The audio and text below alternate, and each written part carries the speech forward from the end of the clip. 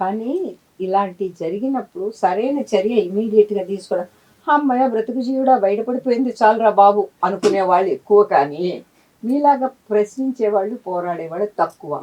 1కి 4 ఆరోపణలు తప్పుడు ఆరోపణలు చేస్తే 5వసారి ముందు కాలు బయట గుమ్మంలో పెట్టిన గుమ్మం బయట కాలు పెట్టడానికి కూడా దడుస్తారు. నేను నెంబర్ 1 న్యూస్ ఛానల్ ముఖంగా చెప్తున్నాను తల్లి, ఎన్ని కేసులు పెడతారు, ఎన్ని బెయిల్లు క్యాన్సిల్ చేస్తారో వేసుకోండి, కానీ నేను శుభ్రంగా ఏ త్యాగానికన్నా సిద్ధపడి ఉన్నానండి అయ్యా.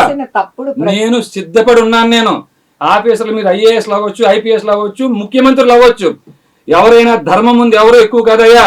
ఈరోజు మీకు అధికారం ఉండొచ్చు, నేను సిద్ధపడి ఉన్నాను. అలాంటి మీరు కూడా సిద్ధపడి ఉంటేనే ఇట్లాంటి వాటిలో మీరు తప్పుడు పనులకు ముందు రండి అయ్యా.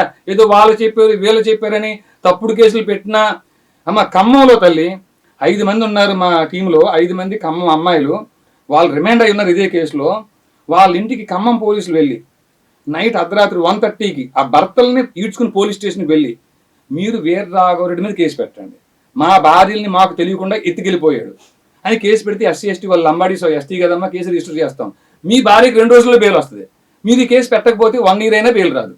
చేసే పోలీసులు ఉన్నారు. వీళ్ళు ములాఖత్కి మా వాళ్ళని అడిగి చెప్తామండి అని టైం తీసుకుని అడిగితే ఈ ఆడపిల్ల వాళ్ళ కాళ్ళకి దండం పెట్టాలి తల్లి, నేను మా తల్లులు వాళ్ళు, మరి వాళ్ళకి ఎంత జ్ఞానం ఉందో, మాకు సంవత్సరం బెయిల్ రాకపోయినా పర్లేదు, జీవితంలో జైలు చచ్చిపోయినా పర్లేదు, మనం తప్పుడు కేసు పెట్టద్దు. 15 రోజులు ఉన్నాం మేము ట్రైనింగ్లో, మమ్మల్ని కూతురులా చూస్తున్నాడు ఆయన, ఒక తండ్రిలాగా మాకు కనిపించాడు, ఆయన కేసు పెట్టద్దు మనం అని చెప్పి వాళ్ళు అన్నారట.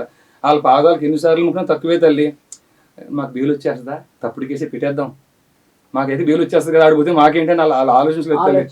ఇంకా ధర్మం అలాంటి వాళ్ళు ఉన్నారు కాబట్టి తల్లి. నాకు ఒక సందేహం తల్లి, ఖమ్మంలో వాళ్ళు నా మీద తప్పుడు కేసు పెడితే ఇక్కడ మ్యాజిస్ట్రేట్ నాకు బెయిల్ ఇవ్వడం ఏంటి? ఈ లింక్ ఎలా ఉంటుంది తల్లి? ఇది